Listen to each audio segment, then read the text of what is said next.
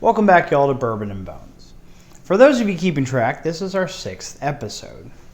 And for our newcomers, welcome. If you like what we're doing here, like and subscribe below. Tonight we're going to talk about the best whiskey maker the world never knew. Here at Bourbon and Bones, we'd like to join our friends of color in celebrating Juneteenth. The history of race in America, and especially the South, has been horrific through challenging, through successes, through more challenges in the past 200 years. We at Bourbon and Bones believe that bourbon is a tool that can bring people to the table and can talk. It is the lubricant that can bring change and understanding to people across this nation of ours. These are trying times. In Bourbon and Bones, the girlfriend and I stand with our friends of color, and Black Lives Matter. I know this may alienate some of our viewers, and I'm sorry if you leave, and I hope you don't. This is not a political channel, but for one to explore whiskey and its culture and its history, one has to realize that history does include slavery. And acknowledging that may help us all move forward together. With all that said, I welcome you to meet the father of Tennessee whiskey.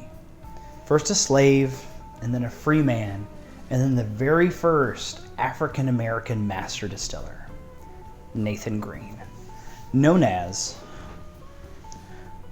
Uncle Nearest. Uncle Nearest was a slave. He was owned by Dan Call, a preacher, and had a side hustle of having whiskey made. His master distiller was Uncle Nearest, and he modified an old African technique of running water through sweet coals to purify the water and to enhance its taste. In 1856, a young boy, the youngest boy of 10 siblings, came to work at the farm. And after some time, Dan introduced the young boy to Uncle Nearest. Dan said he makes the best whiskey that he knew of. He also told Uncle Nearest to teach the young boy everything he knew about making whiskey. The boy took to whiskey like fish to water. He sold it all over the county and even sold it to soldiers fighting in the Civil War. On December 5th, 1865, Uncle Nearest became a free man for the first time in his life. The boy, growing up a bit and now being a young man, bought the distillery from the preacher and hired Uncle Nearest as the first master distiller. And at least 3 generations of Uncle Nearest have worked for that distillery. Uncle Nearest and the young man had a legendary friendship. Perhaps by now you may have guessed who he was. He went by Jasper Daniels, but I think we might know him better as Jack Daniel.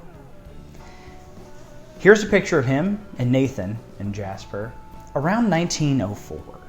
Now, myself being from Kentucky, I never once heard this story. In fact, I was working some time ago here in Arizona when a black man came in asking about a whiskey called Uncle Nearest, and I had no idea what he was talking about. And he began to tell me about how a slave taught Jack Daniels how to make whiskey. And I was amazed by it. I've never heard this. I lived 4 hours away from Lynchburg, Tennessee. But I began researching and just was amazed by this story. But I think sometimes we have to ask the question, how do we know all of this when so much of the story seems to be lost to time? In 2016, a 20-person team of journalists, historians, archaeologists, archivists, and geologists worked together and clocked about 2,500 hours of research, spanning 6 different states, including digging into the descendants of Uncle Nearest himself, to put this entire story together, including getting some of the rudimentary levels of the ingredients and the recipe for the whiskey. So let's dig into the bottle a little bit more. At the top here on all 3 sides are the 3 stars of Tennessee. and they represent the three geological regions of Tennessee: the mountains, the plateau, and the lowlands. Here at the top of the label is the Dan Call House. It's still standing today, just outside Lynchburg, Tennessee, about 20 minutes. This is where Uncle Nearest was a slave and where he first met Jack. There are three iterations of Uncle Nearest. The 1820, pictured here, 96 proof, small batch, and this actually marks the year he was born in Maryland. This one here, the 1856, 100 proof, and was the year that Jack came to work for the farm. And 1884, pictured here, the year Uncle Nearest retired and Jack moved down the road to Lynchburg, Tennessee, and opened the distillery that stands to this day. The tag here that's on every bottle tells the abridged story of Uncle Nearest that we've been talking about tonight. And it's a really exclusive place in history, and it's lost part of history.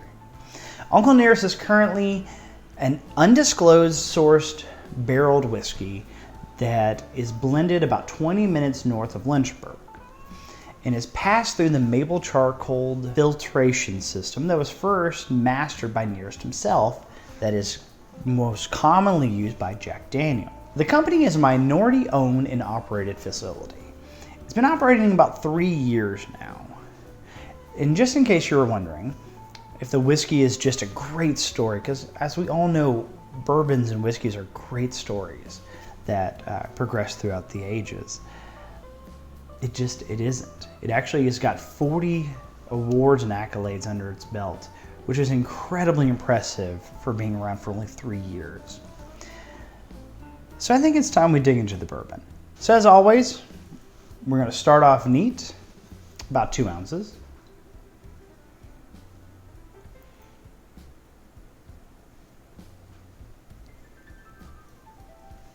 And you get this sweet kind of rum cakiness. It just reminds me of rum cake because it's a little bit of citrus, really bold spices, and smells kind of sticky. When you really get in there, you get a little bit of the like smoky funkiness. And since the girlfriend's from Tennessee, she suggested that actually might be the water, which I think is very plausible.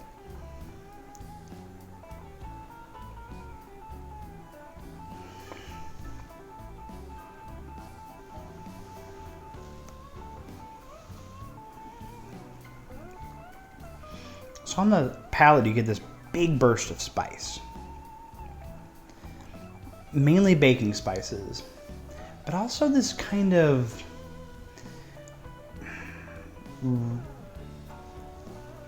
sweet, rummy kind of funkiness.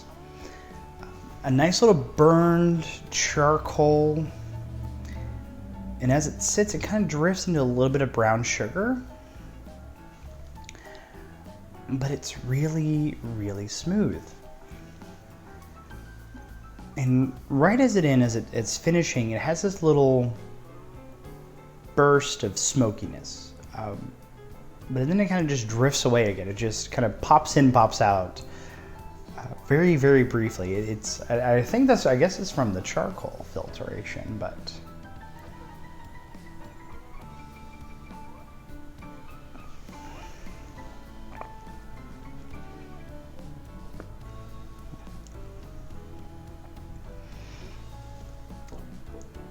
and as it finishes, it has this sticky, caramelly feel to it. It feels like it kind of hangs on to your taste buds.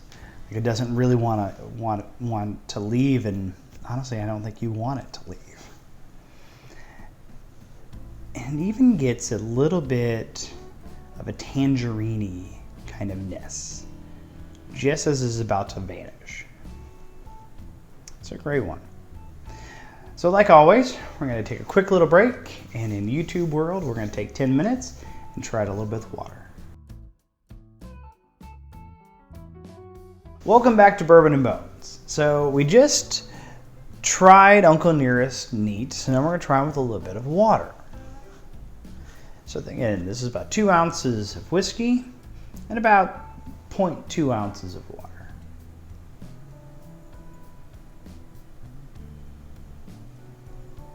So right away I get brown sugar sweetness and a little bit of like green oak, like fresh oakness to it. I kind of feel like the baking element has kind of disappeared a bit, but there's a little bit more citrus, a lot more citrus to this.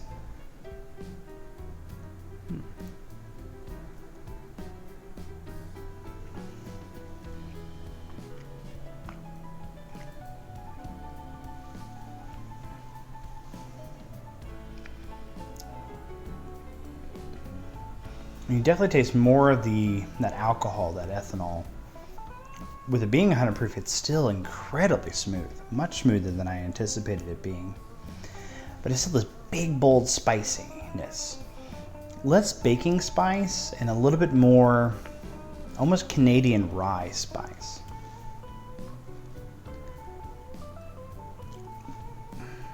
Kind of like red hot, cinnamony spiciness.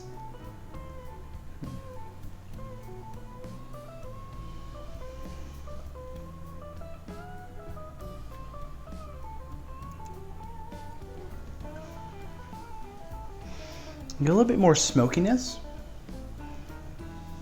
and then this nice dark brown sugar. Very easy to slip through, and even a little bit of like a tobacco-iness. I think it's that green oaky smell I was having before, but on the palate it turns almost into tobacco. And yet again, it still just clings on the taste buds. A little bit sticky, brown sugariness. It's still really nice, tobacco-y, herbal flavors. Every whiskey and bourbon I've ever tried from Tennessee has been anything but delicate. And Uncle Nearest is a very complex, very delicate whiskey. Most of the time, Tennessee whiskeys tend to be big, bold flavors that stand out nicely. You get lots of pecan pralines or fruitiness or nice baking spice wryness. You never feel like you can explore deeper into them because all of the flavors just come at you. I'm not saying that's a bad thing, but I'm saying this is a very different thing. These flavors tend to be a lot deeper. You kind of have to dig through them a bit. It's more of an exploration and less of just, I want to say, Netflix enjoyment. It just comes to you. This might actually be my favorite Tennessee whiskey. Like I like Dickel, and Bibb and Tucker is awesome. Jack Daniels, being the cross-state rivalry, is not my favorite because I'm not allowed to like it. But for me, if someone were saying, I really don't like Jack Daniels, I don't like Tennessee whiskey, I think this is something I could pour out to them, and I think they'd be amazed that this can also be a great Tennessee whiskey. I would say you're gonna have to give this one a try. So as we transition, as always, we go from great whiskey to a great fossil. Tonight we're gonna talk about petrified wood. I felt like it was rather appropriate because for our whiskey, it was filtered through charred sweet wood, that dealing another wood-based fossil would be a fun correlation. We're going to talk about this specific piece of Arizona petrified wood. This piece was actually discovered in northeastern part of the state, and it dates back to about 225 million years ago. And that actually is in the middle of the late Jurassic. The Earth there, some 60 million years ago, thrusted up by plate tectonics and began to erode. and exposed the forest that once covered the entire landscape. It also exposed large reptiles that ruled the earth at the time and the very early beginnings of dinosaurs. They started to fill in many of the smaller niches left over from the mass extinction at the beginning of the Triassic. Really, dinosaurs were just kind of waiting for an opportunity to take over the planet. And their chance came at the end of the Jurassic epoch. This mass extinction killed about 76% of all life on Earth. And this allowed dinosaurs to fill all those empty niches. During this time, Pangaea, pictured here, was the supercontinent, where every part of the modern Earth was squished together and kind of sit right in the middle of the planet, being cut across by the equator. The center of the continent was vast deserts, but the borders were rather lush. This is because the rain fell as it was coming off the coast, and as it fell, it kind of dissipated. So by the time it got to the center of the Earth at the time, it kind of ran out of water, or the southwestern part of America, rather, where forests dominated. There were conifers and ginkgos and large ground coverings and ferns. This part of Pangaea was also accustomed to massive monsoons.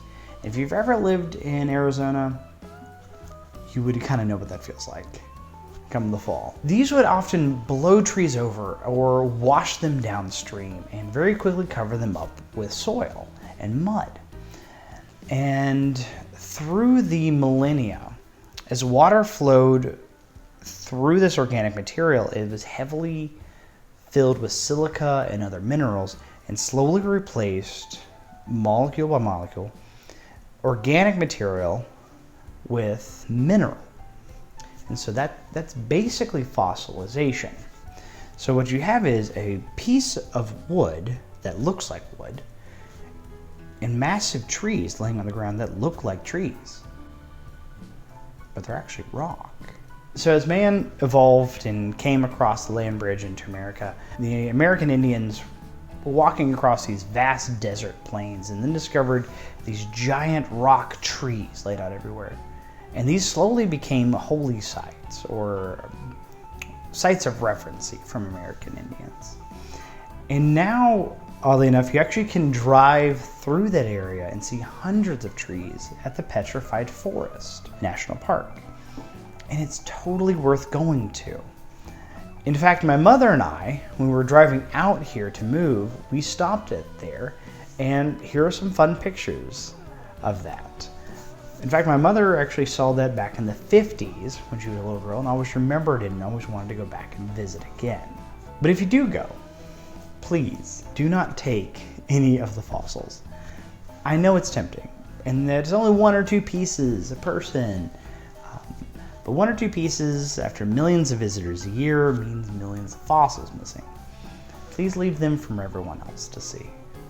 I know it's very tempting to pick up a piece like this and like, wow, this is amazing, and I want to keep it, but I get it, I do. Like, I want to collect every fun rock and fossil I find, but sometimes it's best to leave it so the next person can find awe and wonder at a world that is hundreds of millions of years old. Also, just outside the park, there are actually places you can go and collect your own for a small fee. Go there. Just leave the forest alone. Well, I wanted to thank you again for joining Bourbon and Bones this evening. And enjoy Juneteenth. Like, comment, subscribe us if you like what we're doing here. And remember to share bourbon with someone. Perhaps someone you might not normally drink with.